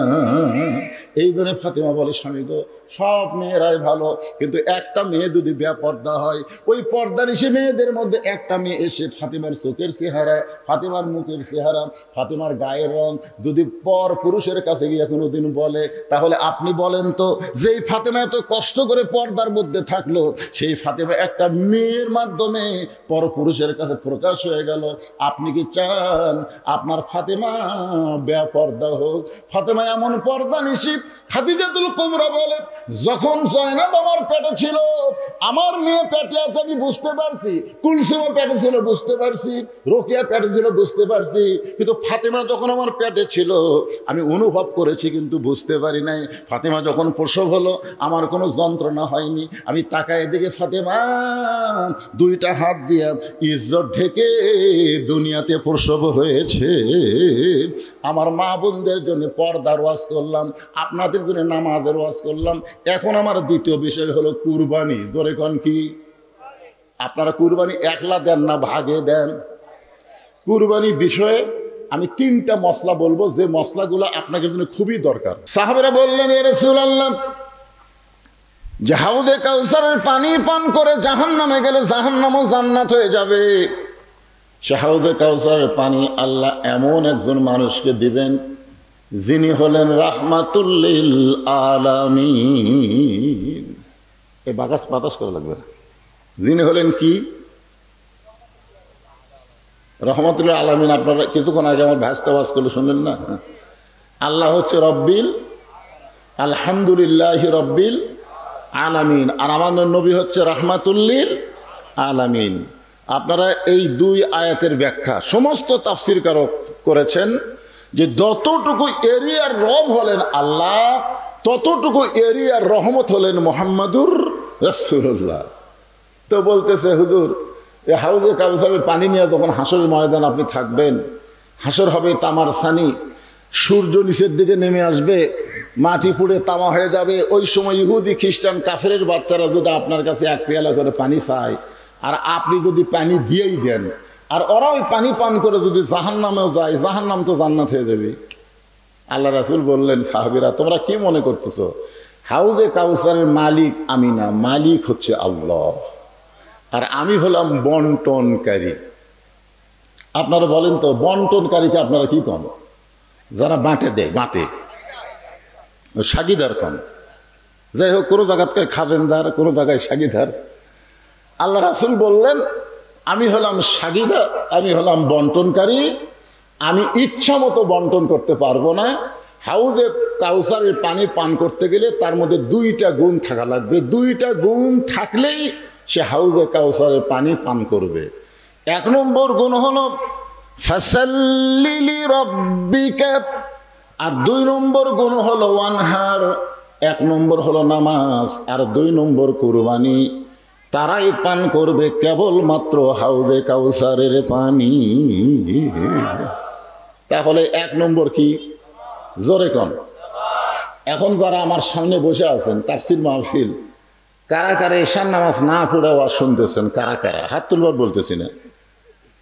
কারা কারা এশার নামাজ না পড়ে ওয়াজ শুনতেছেন? আপনারা একটু নিজের বিবেক দিয়ে চিন্তা করেন তো, যে ফজর পর্যন্ত বাঁচার গ্যারান্টি আমাদের আছে? ভাইজান, যদি ফজর পর্যন্ত বাঁচার গ্যারান্টি না থাকে, এশার নামাজ বাদ দিয়ে আপনি ওয়াজ শুনতেছেন, আর ফজরের আগে যদি আপনি মারাই যান, তাহলে দুনিয়ার কত মানুষ আপনার জানাজা নামাজ পড়লে আপনি জান্নাতে যাবেন? বিবেক দিয়ে একটু চিন্তা করেন তো। কারণ রাসূল বলেছেন, মান তারাকা সালাতু মুতাম্মিদান ফাকাত কাফারা, ইচ্ছা করে এক ওয়াক্ত নামাজ যারা বাদ দিল, তারা অবশ্যই আল্লাহর সাথে কুফরি করলো। তাহলে এশার নামাজ বাদ দিয়ে যারা ওয়াজ শুনতেছেন, ফজরের আগে যদি আপনারা মরেন, তো এই হাদিস অনুযায়ী তো আপনারা কাফের হয়ে মরলেন, আর কাফের জানাজা দিয়ে কোনো লাভ হবে? যদি এখন আপনারা নিয়ত করেন যে হুজুর আজকে এই নামাজের সূরা কাউসারের ওয়াজ শুনবার যায় আমার মনের মধ্যে ভুল স্বীকার করে আমি ফজর থেকে বাকি জীবন একটা ওয়াক্ত নামাজ বাদ দিব না, খালি এই নিয়ত করার সাথে সাথে সারা জীবন যত নামাজ না পড়ার পাপ হয়েছে আল্লাহ নিয়ত করার সাথে সাথে সব পাপ মাফ করে দেবে। তাহলে এখন কি নিয়ত করা যায় যে আজকে এই আলোচনা শুনে আমরা ফজর থেকে আর একটা ওয়াক্ত নামাজ ইচ্ছা করে, মান তারাকা সালাতু মুতাম্মিদান, মুতাম্মিদান শব্দ হচ্ছে ইচ্ছা করে, যদি আপনি কোনো কারণে বাদ যায় পরে সেটা আদায় করবেন, কথাটা বুঝলেন? কিন্তু ইচ্ছা করে আমরা একটা ওয়াক্ত নামাজ বাদ দিব না। নামাজ যদি আপনারা আদায় করেন, তিনটা পুরস্কার আল্লাহ দুনিয়াতে আপনাদেরকে সঙ্গে সঙ্গে দিবেন। এক নম্বর পুরস্কার হলো ফালিয়াবুদু রব্ব হাযাল বাইত আল্লাযী আত'আমাহুম মিন জু'ইন ওয়া আমানাহুম মিন খাউফ। এখানে দুটো পুরস্কার আছে। তোমরা যদি ওই ঘরের মালিকের গোলামি করো, ওই ঘর মানে কি? আল্লাহর ঘরের। তোমরা যদি গোলামি করো, নামাজ পড়ো, সঙ্গে সঙ্গে তোমাদের দুইটা পুরস্কার দেওয়া হবে। এক নম্বর পুরস্কার হলো তোমাদের রেজেকের কোনো পেরেশানি হবে না। ভারত যতই চিনি বন্ধ করে দেখ, যতই পেঁয়াজ বন্ধ করে দেখ, যতই আলু বন্ধ করে দেখ, তোমাদের রেজেকের কোনো পেরেশানি করা লাগবে না। আল্লাহ থেকে, আসমান থেকে, জমিন থেকে তোমাদের রেজেকের ব্যবস্থা করবে। জোরে কোন কথা ঠিক? আর দুই নম্বর পুরস্কার কি? ওয়া আমানাহুম মিন খাউফ। আপনার বলেন তো, কিছুদিন আগে ভারত আর পাকিস্তান যুদ্ধ লাগছিল, আপনারা জানেন? হ্যাঁ, কথা কয় না কেরে? আপনারা জানেন না? মোদি কি করেছিল? মোদি বলছিল পাকিস্তানকে ধ্বংস করতে আমাদের 15 দিনও লাগবে না।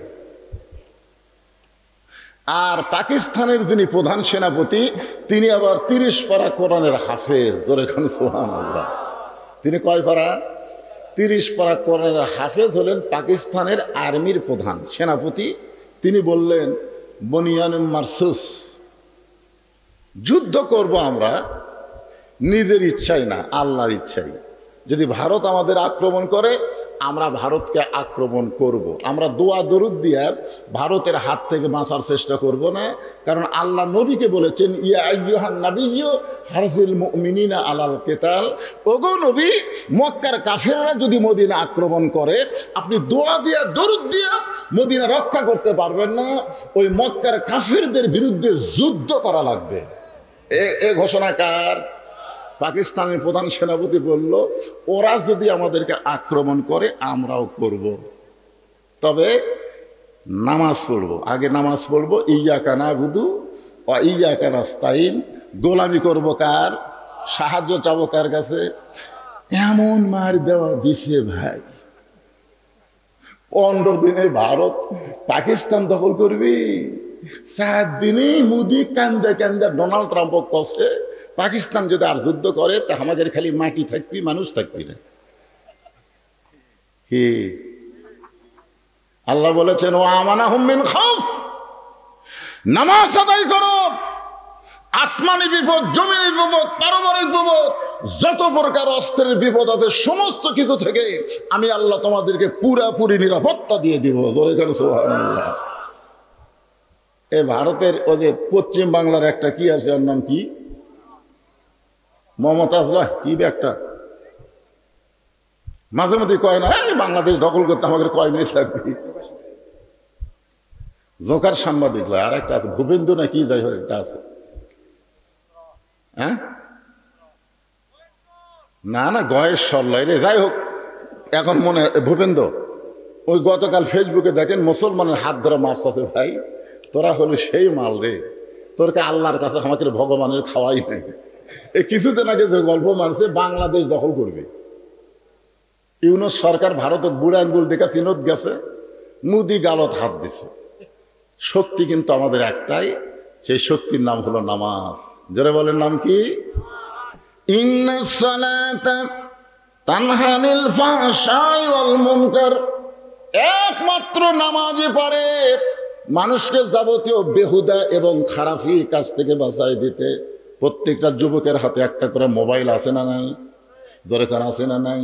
এই যুবক যদি 5 ওয়াক্ত নামাজি হয়, ওর কাছে যতই মোবাইল থাক ওই অন্য কোনো ভিডিও দেখতে পারবে, কিন্তু অশ্লীল ভিডিও কোনোদিন দেখবে না। যখনই দেখবার যাবে নামাজ বলবে কেউ না দেখলেও তোকে আল্লাহ দেখতেছে। দরকার ঠিক।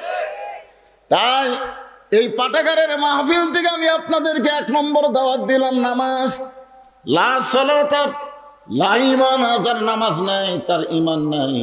বাইনাল আবদি ওয়াল কুফরি তরকুস সালাত, বান্দার কাফের মধ্যে পৃথক করার জিনিসটার নামই হলো নামাজ। আল্লাহ বললেন ফাসাল্লি লিরাব্বিকা, 1 নম্বর হলো তোমাদের নামাজ। এই জান্নাতের বাগানে আমরা এসেছি, খুশি না বেজার? বিশেষ করে আমরা আরো বেশি খুশি হব, একটু চিন্তা করা লাগবে, কারণ এটা তাফসির মাহফিল। আর কিছুদিন পরেই আমাদের সামনে একটা আসতেছে কুরবানি। ধরে কোন কি আসতেছে? কুরবানি আসতেছে। এই জন্য আমি সূরা কাউসার আপনাদের সামনে আজকে আলোচনা করব, মনোযোগ দিয়ে শুনবেন। তো 3টা জায়গা খেয়াল করেন, 3টা জায়গা। এক জায়গায় আমরা ছিলাম, এক জায়গায় আমরা আছি, আর এক জায়গায় আমরা যাব। ঠিক? তাহলে কয় জায়গা? এক জায়গায় আমরা ছিলাম, এটা বিশ্বাস করি, কিন্তু আমাদের মনে নাই। রুহের জগতে যে আমরা ছিলাম এটা কি বিশ্বাস করেন না? এই সবাই বিশ্বাস করেন না? মনে আছে? মনে নাই, কিন্তু ছিলাম। আচ্ছা, বর্তমানে একটা জগতে আমরা আছি, এটা তো বিশ্বাস নাকি? এটা বিশ্বাস? কেন আছি তো, এটার আবার অবিশ্বাসের কি আছে? আচ্ছা, ভবিষ্যতে আমরা আর একটা জগতে যাব, এইটার উপর কি কোনো বিশ্বাস আছে? যাওয়ার কথা বিশ্বাস হয়? মাশাআল্লাহ। খালি যাওয়ার কথা পুরোপুরি বিশ্বাস থাকলে সেই মানুষের দ্বারা অন্যায় অপকর্ম কম হবে, যদিও হয় সাথে সাথে সে তওবা করবে, যদিও হয়, হতে তো পারে, মানুষ মাত্রই। কিন্তু আমরা যখন যাওয়ার কথা ভুলে যাব তখন আমাদের চরিত্র হবে পশুর চাইতেও খারাপ, পশুর চাইতেও খারাপ হবে। এখন আপনারা বলেন, যেই জগতে আমরা ছিলাম রুহের জগতে, এই জগতে আল্লাহ আমাদের পক্ষে ছিল না বিপক্ষে ছিল? কেমনে বুঝলেন? না না না, ওই জগতে আল্লাহ আমাদের পক্ষ থাকার এক নম্বর কারণ হলো দুনিয়ার জগতে আল্লাহ আমাদেরকে মুসলমানের ঘরে কবুল করেছেন। হিন্দুদের পক্ষে আল্লাহ ছিল না, ইহুদির পক্ষে আল্লাহ ছিল না, খ্রিস্টানদের পক্ষে আল্লাহ ছিল না, যারা বিধর্মী তাদের পক্ষে আল্লাহ ছিল না, যার কারণে তারা দুনিয়াতে মুসলমানের ঘরে জন্ম নিবার পারে নাই। আর আমাদের পক্ষে আল্লাহ ছিল বলেই আল্লাহ আমাদেরকে দুনিয়াতে মুসলমানের ঘরে কবুল করেছেন। এই কথাটা আল্লাহ, কথাটা কার?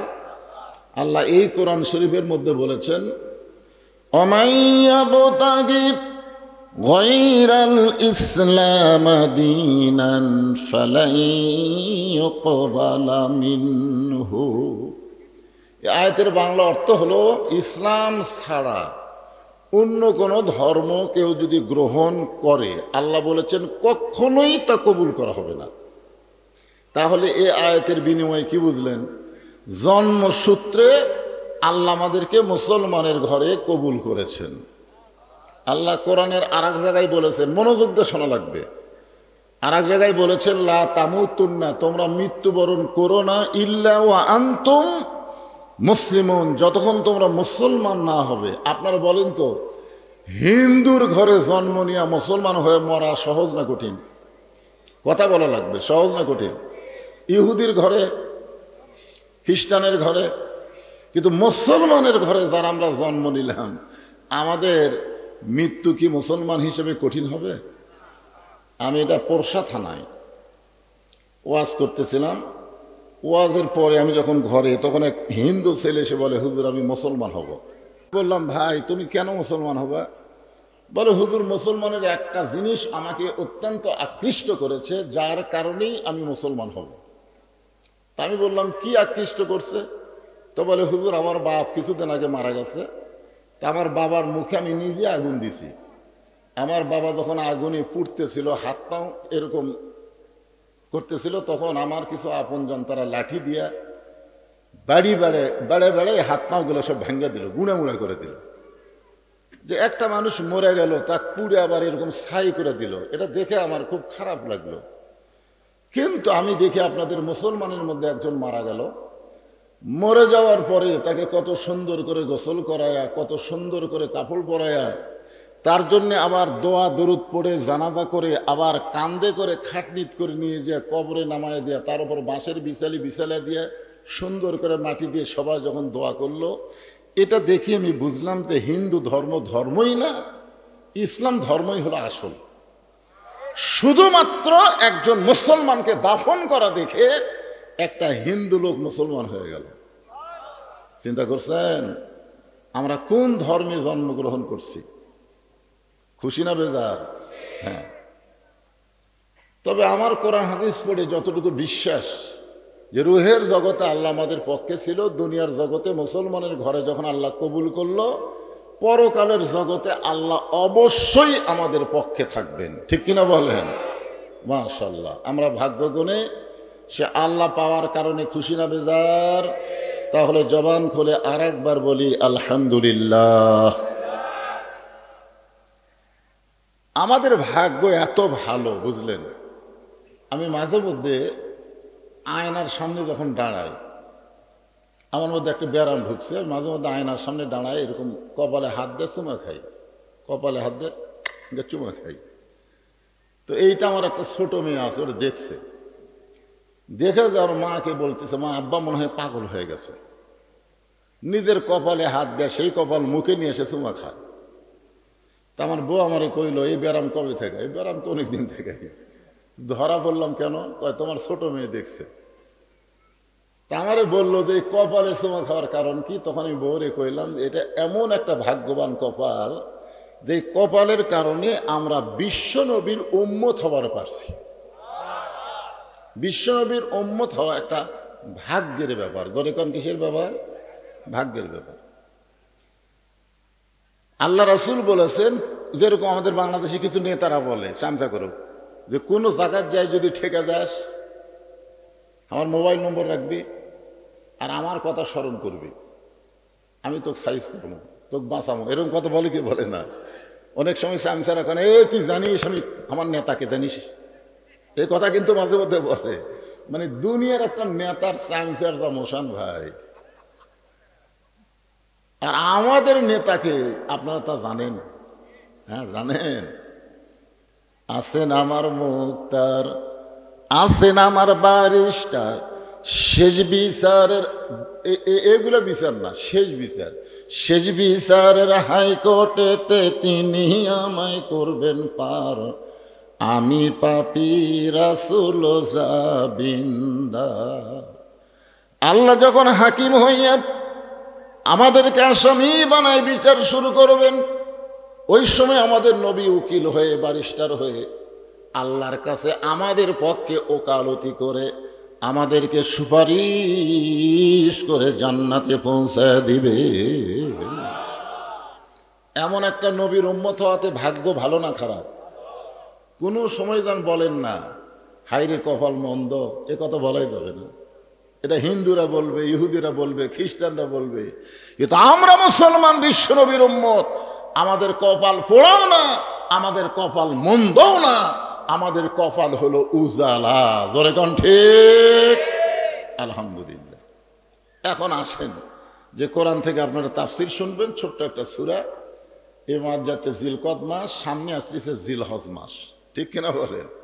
হ্যাঁ, আল্লাহ তাআলা বললেন ইন্না আতাইনা কাল কাউসার, নিশ্চয় আপনাকে কাউসার দান করা হবে। আপনাকে মানে ভাগ্যগুণে আমাদের নবীকে, জোরে কান সুবহানাল্লাহ। হাসর হবে তামার সানি, উম্মত বলবেন পানি পানি। হাসর হবে তামার সানি, উম্মত বলবেন পানি পানি। সেই কঠিন দিনে নবী বিনে পানি দেওয়ার সাধ্য কারো নাই। কার নবী? সবাই জোরে বলবেন আমাদের নবী। কার নবী? আমাদের নবী। আদম থেকে ঈসা আলাইহিস সালাম পর্যন্ত কোন নবীর হাতে পানি থাকবে না, শুধু পানি থাকবে আমাদের নবীর হাতে, তাও তুয়া মুয়া পানি না, হাউজে কাউসারের পানি। ইমাম গাজ্জালী রহমতুল্লাহ আলাইহি বলেন, কেউ যদি হাউজে কাউসারের এক পিয়ালা পানি পান করে জাহান্নামেও যায়, আল্লাহ জাহান্নামকেও জান্নাত বানিয়ে দেবে। জোরে সোরে সুবহানাল্লাহ। ইমাম গাজ্জালী, ওনাকে বলা হয় হুজ্জাতুল ইসলাম, ইসলামের দলিল।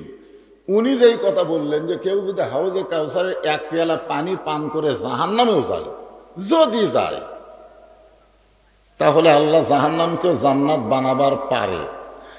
আল্লাহ আগুনকে যে শান্তির বাগান বানাবার পারে, যার প্রমাণ হলো আমাদের জাতির পিতা হযরত ইব্রাহিম। ধরে কোন কথা ঠিক কিনা?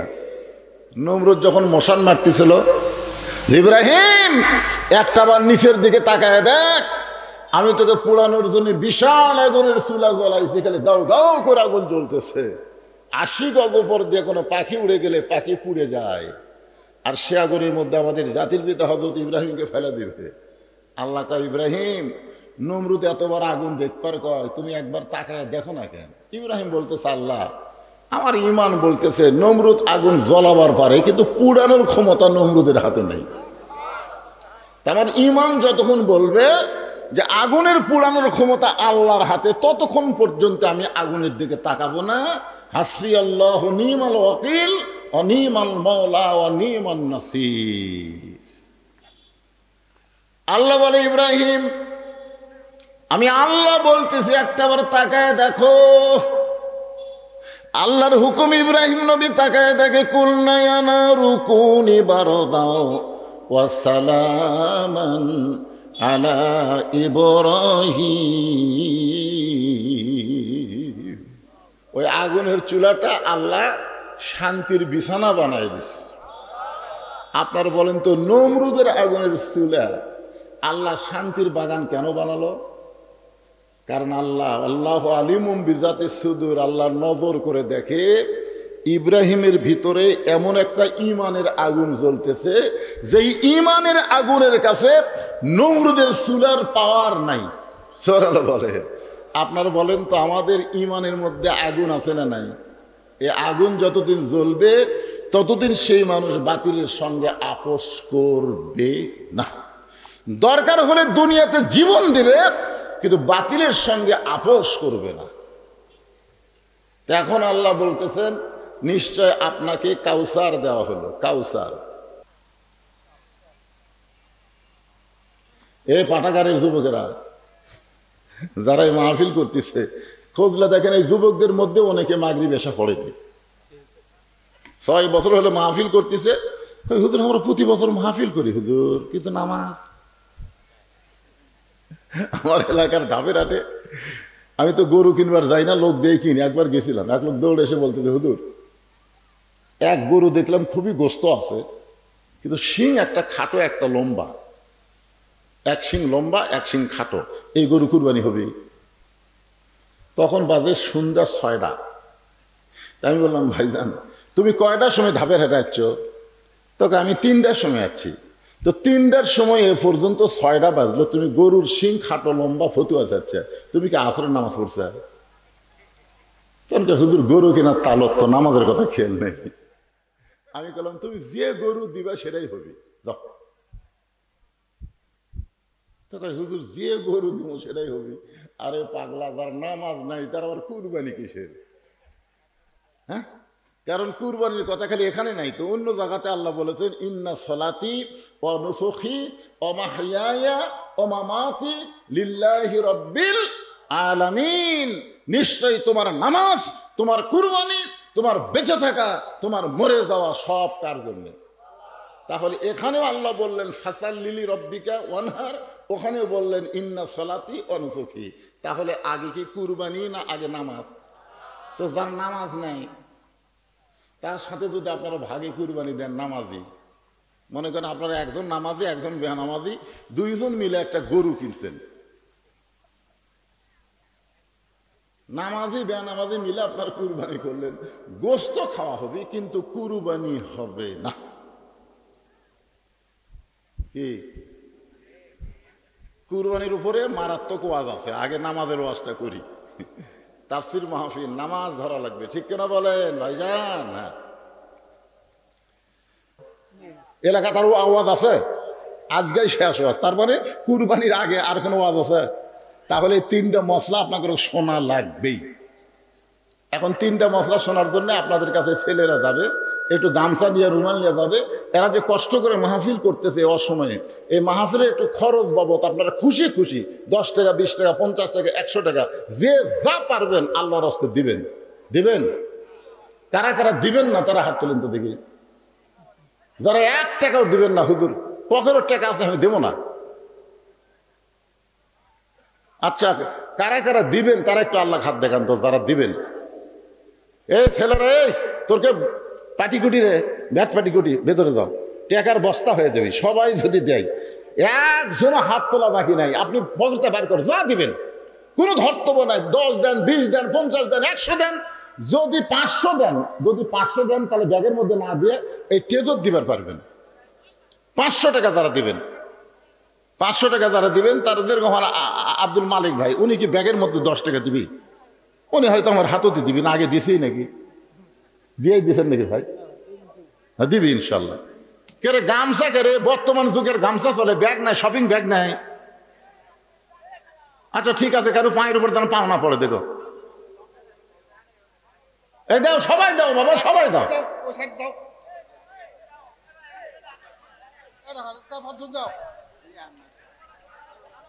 ওই পিছন দিকে কেউ নাই, মাহফিল কমিটির পিছন দিকে কেউ নাই।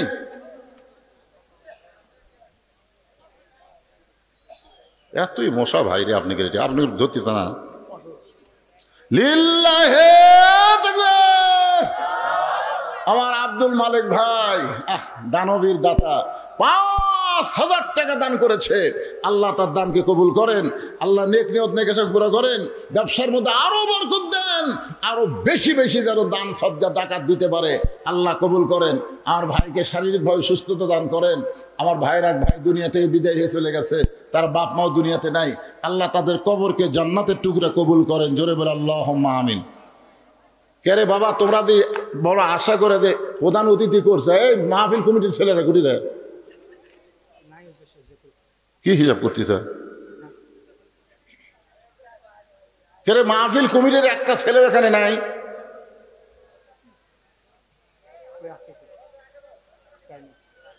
কোনটা?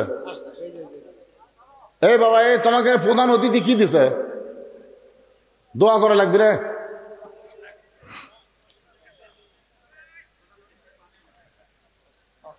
প্রধান অতিথিতে নগদ দিছে না বাকি? প্রধান অতিথির নগদে 5,000 টাকা দান করে আল্লাহ তার দানকে কবুল করুক। জোরে করে আমিন। সভাপতি সাহেব 3,000 টাকা দান করছে, আল্লাহ কবুল করেন। আমার মালিক ভাই 5,000 টাকা দিল, এই লিয়ে দাও, ধরো পরে লিবে।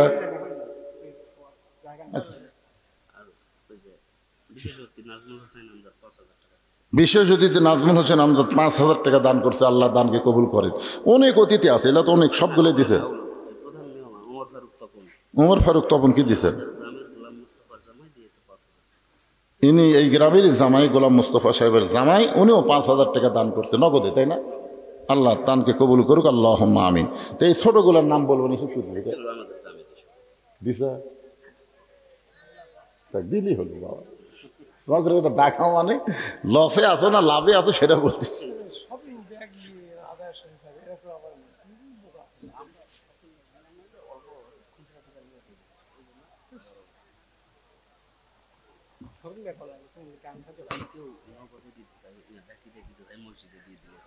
কেউ যদি বাকি দিবার চান মসজিদে দিবে, এই ছেলেরা এই পাঠাগারের জন্য নিবে না, বাকি যদি কেউ দেন সেটা মসজিদে দিবে।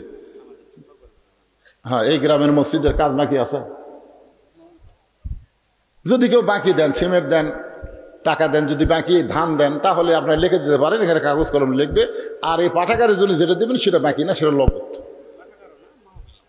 মাহফিল খরচ বাবদ যেটা দিবেন সেটা আপনারা নগদ দেবেন ইনশাল্লাহ। সবাই দিছেন তো? আলহামদুলিল্লাহ।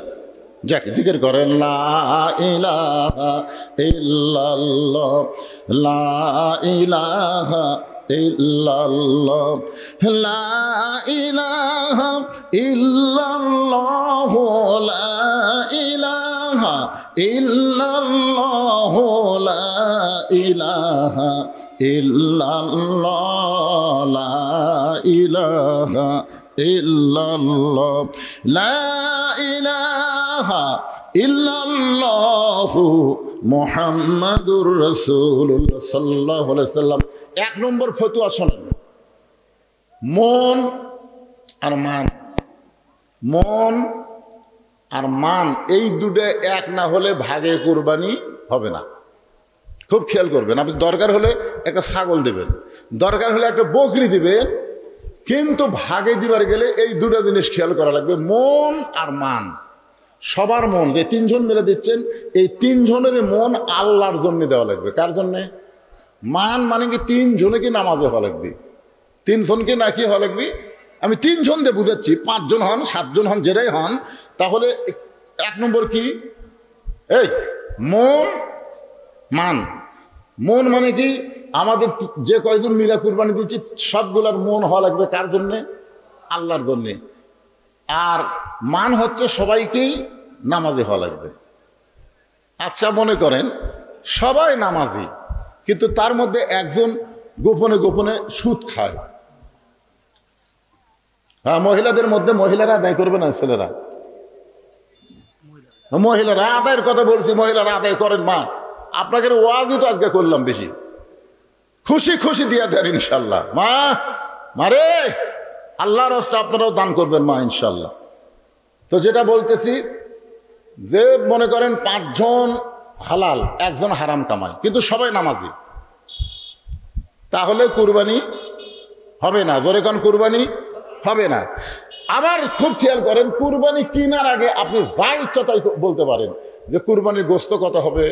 কুরবানি কেনার আগে শোনেন, কখন? এই কুরবানি করার আগে দর দাম গোস্ত মস্ত সব কিছু আপনি বলতে পারবেন। এই গরুর থাবা দেয় গোস্ত কড্ডি হবে, আর দাম কড্ডি হবে, এরা সব কিছু করে। কিন্তু যেই কিনা হয়ে গেছে, কিনার সাথে সাথে আর গোস্ত কড্ডি হবে, এটা কিনা মনে হয় ঠকলাম বারে, এই তুই আরেকটু দরদাম কমলো হনি রে, এগুলো কোনো কথা কুরবানি কেনার পরে বলা যাবে না। কেনার আগে বলতে পারবেন, কিন্তু কেনার পরে কথা কয় না, কেনার পরে বলা যাবে না। আর একটা মশলা হলো গোস্ত ভাগ। অনেকে বলে হুজুর গোস্ত ভাগ করা কি? গোস্ত তো আমরা 3 ভাগ করি, এই 3 ভাগ করা কি ফরজ ওয়াজিব নাকি? তো এখন ফতুয়া দিছে হুজুরা গোস্ত, এখন সব তো ফেসবুক মুফতি, বুঝেছে না? ফেসবুক এখন আমাকে মুফতির খাওয়া আছে, তাই ওই ফেসবুকের মধ্যে ইউটিউবের মধ্যে সব মুফতি বার আছে। কে রে পাগলা, তোমরা খেয়াল করবা ওই মুফতি কোন গ্রুপের মুফতি, ওই হেফাতির মুফতি, আহলে হাদিসের মুফতি, না কোন গ্রুপের মুফতি আগে তোমার দেখা লাগবে না। তুমি কোন মাযহাব মানো আর সেটা কোন মাযহাবের মুফতি, তুমি তো অত কিছু বুঝতে পারো না। আমার এলাকায় সৌদি আরবে এক লোক চাকরি করবার গেছে, বুঝলেন?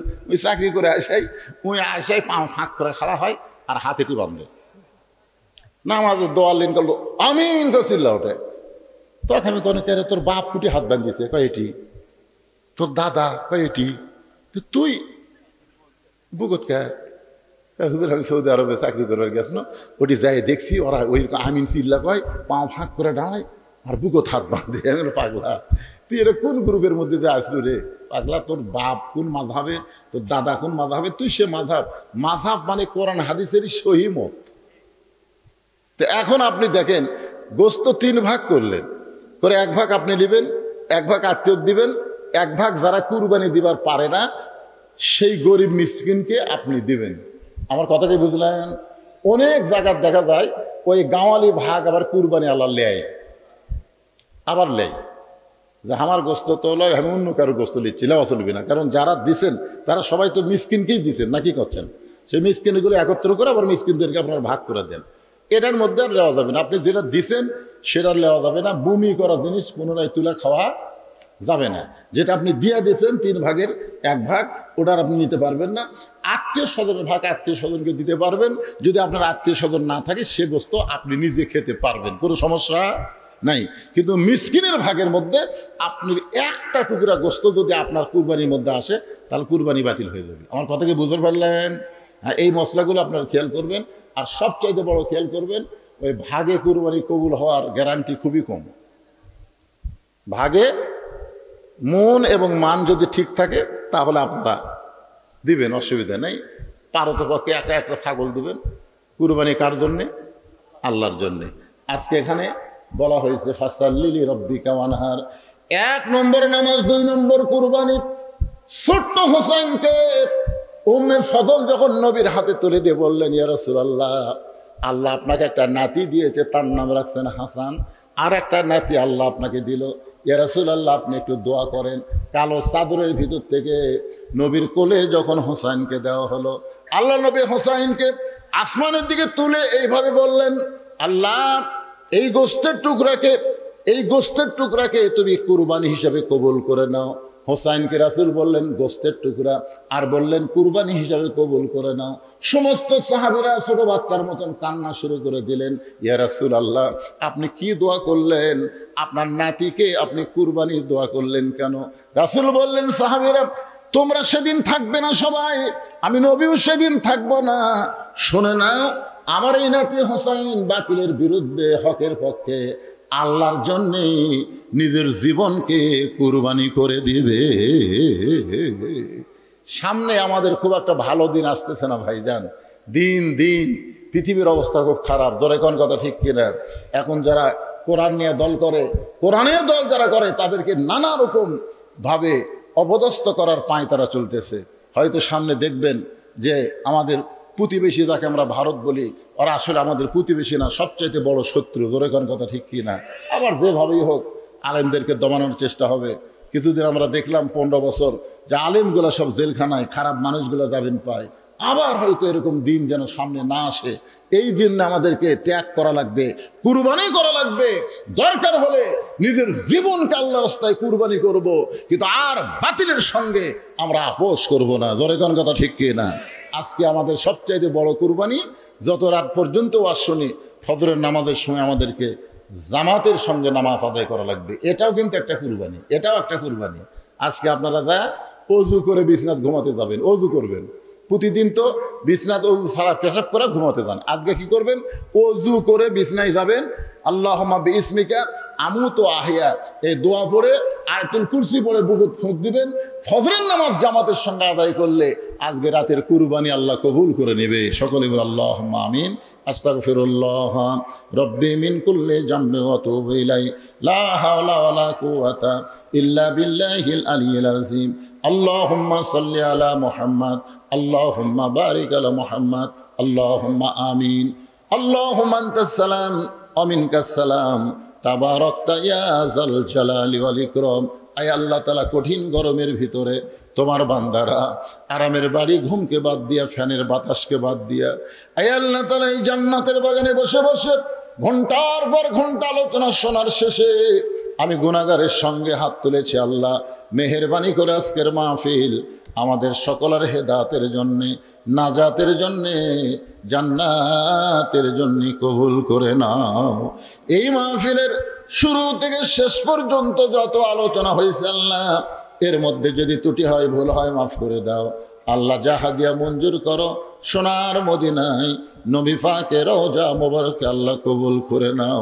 তামাম আম্বিয়ায়ে কেরাম, আসহাবে কেরাম, তাবিঈনে কেরাম, তাবিঈনে কেরাম, আল্লাহ আমরা যারা হাত তুলেছি, আমাদের জনম দুঃখনী মা বাবা যাদের কবরে চলে গেছে, আল্লাহ মেহেরবানি করে মা বাবার কবরকে জান্নাতের টুকরা বানিয়ে দেন। আল্লাহ যেই যুবকেরা কষ্ট করে মেহনত করে আল্লাহ তাদের পাঠাগারের পক্ষ থেকে আজকের জান্নাতের বাগান লাগাই দিয়েছে, এই সমস্ত যুবকদেরকে আল্লাহ 5 ওয়াক্ত নামাজি কবুল করে নেন। আল্লাহ এই গ্রামের উপরে রহমত বরকতের দরজা খুলে দেন। সম্মানিত মা বোনেরা পর্দার অন্তরালে বসে বসে যারা ওয়াজ শুনেছে, আবিদা সালিহা পর্দা নিশি কবুল করে মা ফাতেমার চরিত্র দান করে দেন। আল্লাহ আমার আব্দুল মালিক ভাই সহ আল্লাহ তাআলা যারা আমরা হাত তুলেছি, আল্লাহ কে কোন নিয়তে হাত তুলেছে, সকলের নেক নিয়ত নেক আশাকে আল্লাহ আপনি কবুল করেন। আজকের মাহফিলের সম্মানিত সভাপতিকে আল্লাহ আপনি কবুল করেন। আল্লাহ বীর মুক্তিযোদ্ধা মানুষ আজকের মাহফিলের সম্মানিত প্রধান অতিথি চেয়ারম্যান সাহেব, আল্লাহ এছাড়াও সম্মানিত অতিথিবৃন্দ, আল্লাহ যুবকদেরকে খুশি করার জন্য কোরআনের মাহফিলে যারা নগদের দান করেছে অল্প বেশি, আল্লাহ সকলের দানগুলোকে জান্নাতের বিনিময় হিসাবে কবুল করে নেন। আয় আল্লাহ তাআলা পাঠাগারের সম্মানিত সভাপতি, সম্মানিত সেক্রেটারি, ক্যাশিয়ার সদস্য, আল্লাহ সকলকে জান্নাতি সদস্য হিসেবে কবুল করেন। এ পাঠাগারের মাধ্যমে এলাকার মানুষের সুশিক্ষার একটা ব্যবস্থা করার তৌফিক দিয়ে দেন আল্লাহ। আল্লাহ গোটা বিশ্বের মুসলমানকে হেফাজত করেন। ফিলিস্তিন মুসলমানের জন্য দোয়া করেন। আল্লাহ ফিলিস্তিনকে মুক্ত স্বাধীন করে দেন। গাজাকে আল্লাহ আপনি স্বাধীন করে দেন। ইহুদিকে আল্লাহ পৃথিবীর মানচিত্র থেকে ধ্বংস করে দেন। ভারতে মুসলমানদেরকে নির্যাতন করতেছে, মসজিদ মাদ্রাসা ভাঙতেছে, আল্লাহ আপনি সব দেখতেছেন। আল্লাহ সব ক্ষমতা আপনার, আপনি সব উলট পালট করতে পারেন। আল্লাহ আল্লাহ আপনার উপর সব দায়িত্ব দিয়ে দিলাম। আল্লাহ আমার বাংলাদেশের প্রতি আল্লাহ খাস রহমত করেন। আল্লাহ খাস করে নওগাঁ জেলার অত্র এলাকার প্রতি আল্লাহ আপনি রহমত করেন। সুবহান রাব্বিকা রব্বিল ইজ্জাতি আম্মা ইয়াসিফুন ওয়া সালামুন আলাল মুরসালিন আলহামদুলিল্লাহি রাব্বিল আলামিন। ওয়াজাল আখিরাতি কালিমাতুন ইনদাল মাউতি। সকলে পড়েন লা ইলাহা ইল্লাল্লাহু মুহাম্মাদুর রাসূলুল্লাহ।